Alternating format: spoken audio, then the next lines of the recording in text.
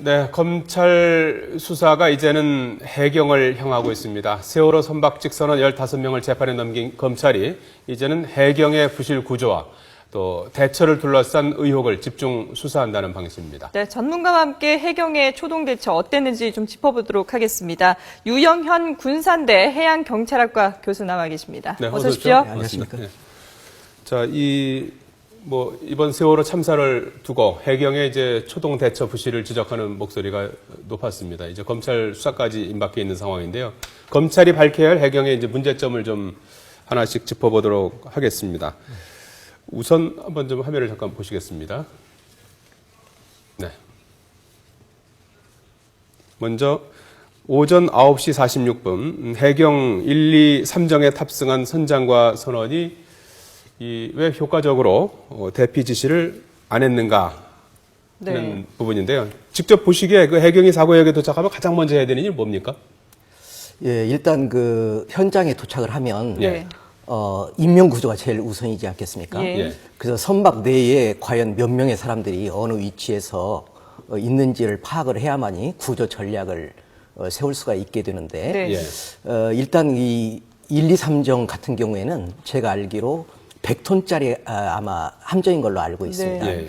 근데 이제 보통 해양경찰에서는 그 1000톤 정도 함정이어야만이 특수 구조 요원들이 예. 탑승해 있는 상태에 있는데 이 100톤짜리 1, 2, 3정 같은 경우에는 그러한 요원들이 그렇군요. 예. 탑승을 하지 못했습니다. 네. 따라서 일반 경찰들이 거기에 가서 특별한 구조 장비라든가 이런 것들을 아마 가지고 가지 못했을 것이기 때문에 네. 예. 그때 당시 아마 선박의 기울기가 아마 50도 정도가 됐을까요? 60도 네. 됐을까요? 그래서 그 선장들이 이렇게 탈출할 때도 예. 쭉쭉 미끄러져 내려오는 예. 모습을 아마 화면으로 제가 예. 봤습니다. 그렇게 되면 이 1, 2, 3정이 접근했던 곳이 이 선박의 현측이기 때문에 예. 배 중앙 부분이죠. 그러면 거기에 사람이 빠지게 되면 잘못 뛰면 그 밑에서 그 배에 빨려 들어갈 수도 있는 부분이거든요. 예. 사람들이 잘못 짚으면 예. 그 상당히 위험한 부분으로 사실은 접근이 이루어졌고 또 이 구조대원들이 그 가서 선체 진입을 하고자 하는 상황이 네. 과연 여유로운 상황이었었는가? 네. 아마 그 선체 진입은 어려운 상황은 있지 않았는가? 그런 생각 글쎄요, 한편 그런 것도 해봅니다. 좀 아쉬운 부분이에요. 네네네. 그리고 뭐 구조도 구조지만 늑장 출동에 대한 또 의혹까지도 받고 있거든요. 네네네. 근데 뭐 검찰이 밝혀야 하는 해경의 어떤 그 두 번째 문제가 아닐까 싶은데요. 네. 왜 지금 보면은 사고 당일 8시 58분이죠. 네네네. 해경이 이제 신고를 접수를 하고 네네. 그리고 목포항에 정박해 있던 당직함에 출동을 하라 이렇게 네네네. 명령을 내렸거든요. 네네. 근데 문제는 이 당직함이 무려 22분이나 흐른 뒤에야 네네네. 출동을 했습니다. 그러니까 뭐 9시 20분에 도착을 한 건데 왜 이렇게 출동이 늦어졌다고 보시나요? 예, 이제 우리 일반 국민들이 그 함정의 종류를 좀 이해를 해야 될 것 같습니다. 네. 예, 함정의 종류에는 그 일선 그 중국 불법 조보선이라든가 단속을 하기 위해서 나가 있는 그 경비 함정이 있습니다. 바다에 떠 있는. 네. 그다음에 이제 두 번째는 이제 휴무 함정이라는 게 있습니다. 그래서 이제 대형 함정 같은 경우는 7박 8일 정도 이렇게 근무를 하다가 돌아오면 하루 정도 대기 상태에 있는 함정이 있거든요. 예. 그리고 이제 마지막으로 당직 함정이라는 게 있습니다.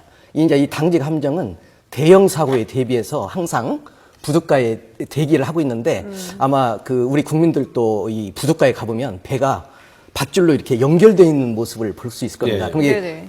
동에 맺어 있다는 것이죠. 그러면 이제 그거를 또 풀어야 되는 시간도 있고요. 예. 그다음에 이제 기관실에서 엔진을 바로 가동시켜서 우리가 자동차 운전할 때는 키만 딱 돌리면 바로 출발할 수 네네. 있지 않습니까?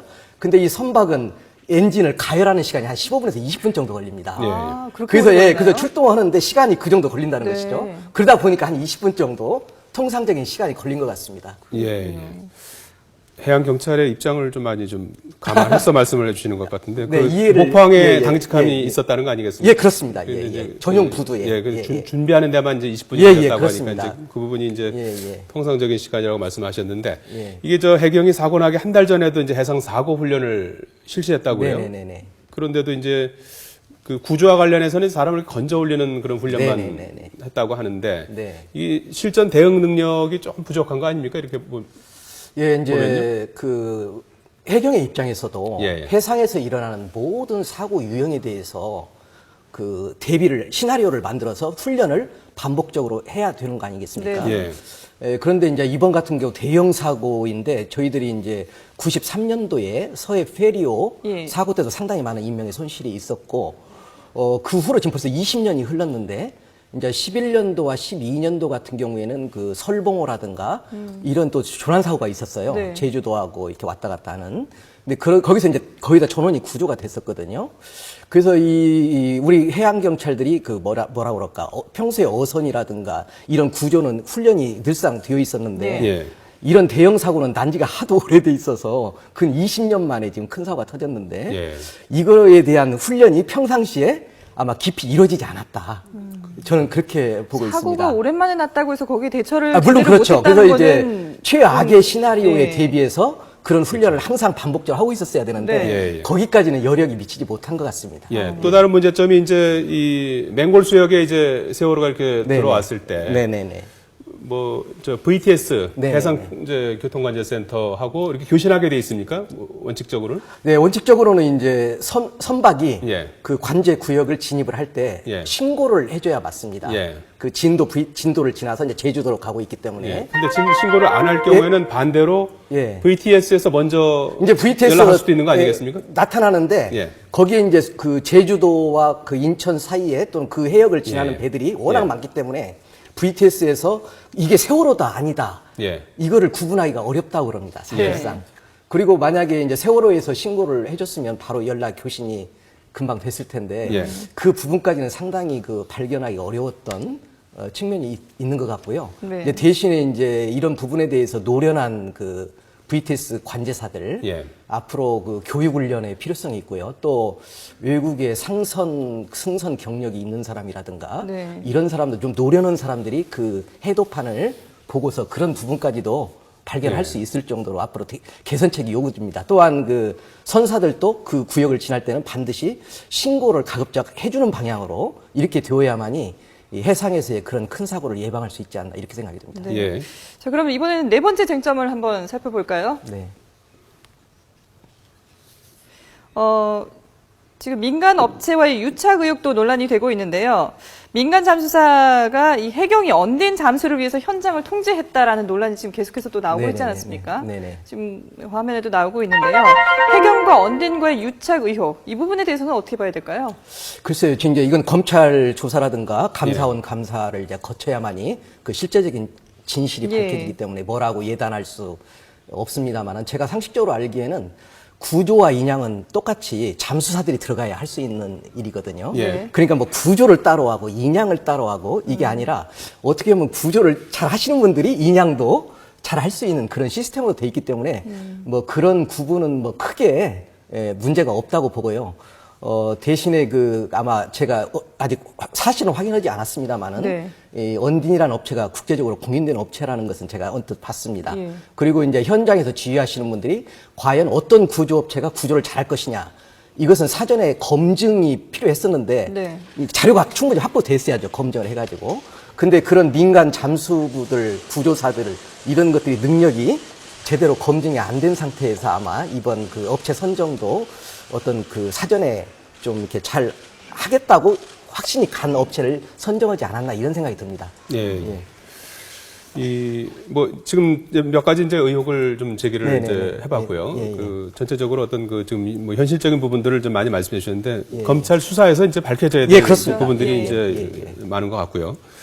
일단 이제 행정적으로 보면은 해경이 이제 이게 내부 구조적인 네네. 문제를 보면은 해양수산부 산하에 있지 않습니까? 네네네. 그리고 인사권은 이제 안전행정부에서 예, 그렇습니다. 갖고 있다면서 이렇게 네네. 이원화된 이런 어떤 조직적인 문제들이 일사불란한 어떤 지휘 체계의 어떤 그 문제점으로 장애물로 나타난 거 아닐까요? 어떻게 당연하죠. 그 조직 구조의 기본 원리상 명령통일의 원리에 입각해서 글쎄 말이에요. 예. 그 한 개의 그 상부 기관으로부터 명령과 지시, 통제, 인사 이런 모든 것들이 이루어져야 저도 맞다고 생각을 합니다. 네. 이제 그러나 이제 이게 어떤 정치적인 이유에든 그런 그 정부 조직 개편을 할 때 그런 식의 이제 업무 분장이 이루어진 것 같은데 향후로 이제 이번 대통령님께서도 이런 사실을 많이 잘 알고 계시니까 예. 그것은 이제 추후에 정부 조직 개편에서 논의해야 될 문제입니다만은 이것은 사실 이제 해양 재난 사고와 관련된 문제이기 때문에 네. 그 해수부라든가 또는 안행부라든가 이런 그 통제하고는 조금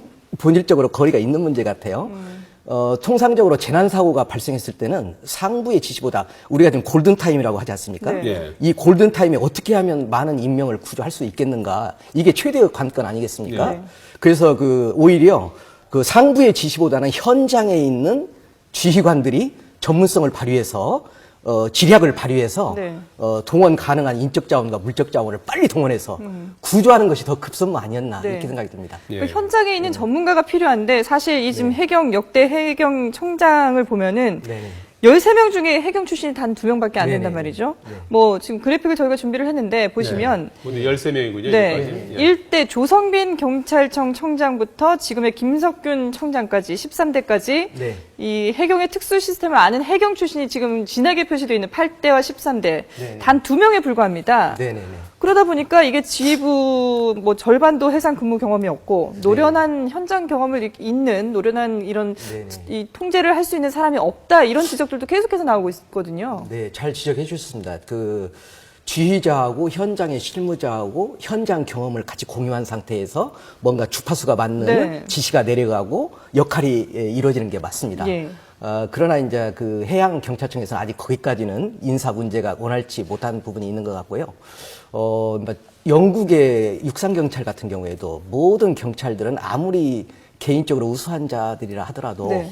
일단 순경이라고 하는 계급부터 출발을 시키거든요. 예. 그것은 다시 말하면 경찰 고위층 간부로 진입할 때 현장 경험이 많이 필요하다는 것을 예시하고 있거든요. 그래서 앞으로 이제 우리 해양경찰에서도 이 간부급, 지휘자급에 입직하시는 분들 계신 같은 경우에는 현장 경험이 있으신 분들을 가급적 인사 조치를 개선하는 방향으로 그렇게 하는 게 바람직스럽죠, 사실은. 예. 뭐 했더라면 뭐 이런 얘기가 예. 사실은 어떻게 보면 상당히 부질없는 얘기가 될 수도 있을 것 네네네. 같은데 앞서 조금 전에 말씀하신 부분이 이제 중요한 것 같아서 여쭈면은 이번 같은 경우에 그 현장 지휘관에게 어떤 역할과 책임을 네네. 부여했더라면 나았을 거라고 말씀하시는데 예, 예, 예. 누구를 말씀하시는 겁니까? 어느 자리를 말씀하시는 겁니까? 이를테면 이제 이번 사고의 경우에는 목포 해양경찰서장이라든가 예. 또는 서해 지방 해양경찰청장님이라든가 예. 이런 분들이 일선에서 지금 구조를 하고 계신 분들이죠, 실질적으로. 예. 이분들한테 정권이 근데 맡겨졌어야 이제 된다. 이런 사고의 경험이 없다 보니까 네. 대형 사고의 경험이 없다 보니까 우리가 통상 말하는 그 계층제 조직 예. 수많은 그 위에서부터 안행부에서부터 예. 이렇게 사고 수습본부들이 많이 네네. 대책본부가 예. 설치되잖아요. 근데 예. 현장에 있는 분들이 그 많은 분들의 지시와 명령을 따라서 현장에서 골든타임 이내에 업무를 하기에는 너무나 벅차고 예. 그들의 이해관계를 다 들어줄 수가 없죠. 예. 그래서 제일로 이런 해양 재난의 경우에는 현장의 지휘자가 그 현장 상황을 파악하고 네. 어떻게 하면 내가 가능한 짧은 시간 내에 가능한 인적 자원과 물적 자원을 예. 동원해서 빨리 구조할 것인가. 덧붙여서 이번에 컨트롤 타워 논란도 좀 있었지 예, 않습니까? 예, 예, 예, 그럼 예. 현장 지휘자한테 정권을 주더라도 컨트롤 타워는 또 있어야 되는 거 아니겠습니까? 네, 그렇죠. 중앙에서 사고 지원도 해야 되니. 수습을 위해서. 예, 예. 그리고 지원도 좀 예, 해야 될 거 그렇습니다. 아니겠습니까? 예, 예, 예. 그 컨트롤 타워는 어느 쪽으로 가는 게 맞다고 보십니까? 일단 해양경찰 측하고 이게 뭡니까 그 업무 환경이 비슷한 아무래도 지금 현재 안행부에서는 그 사회적 재난, 인적 재난을 총괄하고 계시잖아요. 근데 네. 그 해양수산부 쪽에는 이제 평소 그 선박의 운항 관리 뭐 이런 부분을 그 주로 책임지시는데 제가 보기에는 뭐 어디가 컨트롤 타워가 되든 이런 재난 사고는 일단 현장의 책임자한테 이제 미국의 연방 재난관리청의 경우에도 예. 그런 사례를 많이 볼 수가 있거든요. 예. 외국 말씀을 해주셨는데 미국이나 일본 같은 경우에도 우리의 그 해경하고 비슷한 조직이 있다고 하는데 네네. 이런 조직은 어떤 시스템으로 움직이게 되나요? 미국의 이제 코스트가드와 일본의 이제 해상보안청도 내내 이제 저희 해양 경찰이 수행하는 기본적인 업무는 똑같이 수행을 하고 있습니다. 네네. 이제 해상 치안, 뭐 안보, 그 다음에 오염 방제, 그 밖에 안전 구조, 수색 구조 이런 것들은 기본적으로 이제 하고 있는데 그들과 우리의 해양 경찰의 출발 배경이 조금 다른 면이 있고 미국 같은 경우는 한 200년의 역사가 있습니다. 네. 그러니까 이제 상당히 전문화된 각 분별로 전문화된 측면이 있고요. 저희 같은 경우는 이제 일본하고 인력이 한 4,000명 정도 차이가 나는 것 같아요. 예. 그리고 이제 함정 같은 경우도 그 약간 우리가 열세한 네. 이 장비의 현대화가 이루어져야만이 그 넓은 해안선을 담당할 수 있기 때문에 저희 그 해경 같은 경우도 이 장비의 현대화가 빨리 이루어져야만이 이번 사고 같은 경우에 그 수색 구조를 원활히 할 수 있지 않을까 그런 생각이 듭니다. 예. 예. 끝으로 말이죠. 지금 뭐 재난안전처를 만든다든지 뭐 여러 가지 네네네. 지금 이번 그 세월호 이후에 이제 또 다른 세월호 참사를 막기 위한 여러 가지 그 아이디어들이 많이 나오고 있는데 앞으로 이런 그 재난 상황에 어떻게 좀 대처해야 된다고 보십니까? 예, 이 재난은 그 복합적인 요인에 의해서 발생되기 때문에 네. 예, 예를 들어서 해양경찰이 훈련을 열심히 하고 장비를 잘 챙기고 예. 했다고 해서 재난이 예방되는 게 아니거든요. 예. 그러니까 이제 제가 볼 때는 그 일단 바다에서 선박의 재난 사고는 선박이 건조되는 당시부터 또는 해유에서 선박이 들어올 때부터 그다음에 이제 선박의 검사, 안전 검사, 그다음에 이제 운항 관리 부분을 어떻게 감독하고 통제할 것인가 이런 부분들이 전반적으로 이루어졌을 때 사고 재난이 예방이 된다고 생각합니다. 그래서 운항 관리 체제가 처음부터 끝까지 한치의 오차도 없어야만이 이 큰 재난 사고가 발생 예방을 할 수가 있는 거죠. 예. 네. 그렇습니다. 군산대학교 해양경찰학과 유영현 교수와 함께 말씀을 나눠봤습니다. 고맙습니다. 고맙습니다. 네, 감사합니다.